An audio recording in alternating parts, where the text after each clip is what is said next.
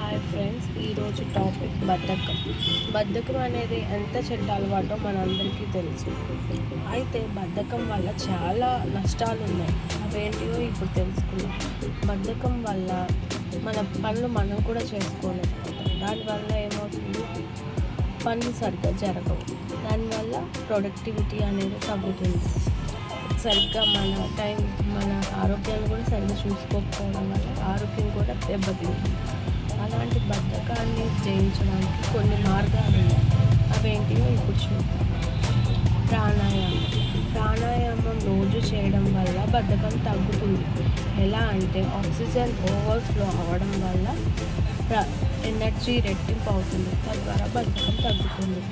ఇంకా రెండవది అభ్యంగన అంటే మనకు తెలుసుగా మసాజ్ చేసుకోవడం వల్ల ఏమవుతుందంటే రక్త ప్రసరణ మెరుగవుతుంది, నీరసం తగ్గుతుంది, నిత్యం ఎనర్జెటిక్గా ఉంటాము, యాక్టివ్గా ఉంటాము.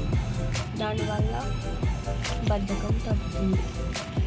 ఇంకొకటి సూర్య నమస్కారాలు ఉదయం లేచిన వెంటనే సూర్య నమస్కారాలు చేయడం వల్ల ఎనర్జీ రెట్టింపు అవుతుంది.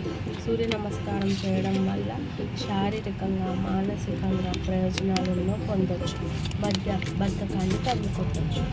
ఇంకొకటి త్రిఫల చూర్ణం అని ఒకటి దొరుకుతుంది. దాన్ని రాత్రిపూట తీసుకోవడం వల్ల గట్ హెల్త్ మెరుగవుతుంది. దానివల్ల ఏమవుతుందంటే బాడీ డీటాక్సిఫై అవుతుంది. జీర్ణ సమస్యలు రావు. దానివల్ల ఫుల్ ఎనర్జీగా మార్నింగ్ ఫుల్ ఎనర్జీతో లేస్తాం. తర్వాత న్యాస గోరువెచ్చని నూనె. ఇంకొకటి న్యాస అంటే గోరువెచ్చని నూనె ముక్కుల రంధ్రాల్లో వేసుకోవడం వల్ల సైనస్ సమస్య తగ్గుతుంది. మెదడు పనితీరు బాగుంటుంది. మూడ్ కూడా ఇంప్రూవ్ అవుతుంది. బద్ధకం తగ్గుతుంది. రోజు తులసి టీ తీసుకోవడం వల్ల ఒత్తిడి తగ్గుతుంది. నిత్యం ఫోకస్గా ఉండొచ్చు. బద్ధకం తగ్గుతుంది. రోగనిరోధక శక్తి పెరుగుతుంది. పొద్దున్నే బ్రహ్మముహూర్తంలో లేవడం వల్ల అనేక మానసిక ప్రయోజనాలు పొందవచ్చు. మెంటల్ క్లారిటీ పెరుగుతుంది. దానివల్ల బద్ధకం అనేది రాదు.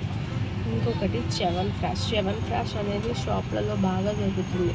చిన్నప్పుడు మా నాన్నగారు కూడా ఇచ్చారు, కానీ మేము తినలేకపోయాం.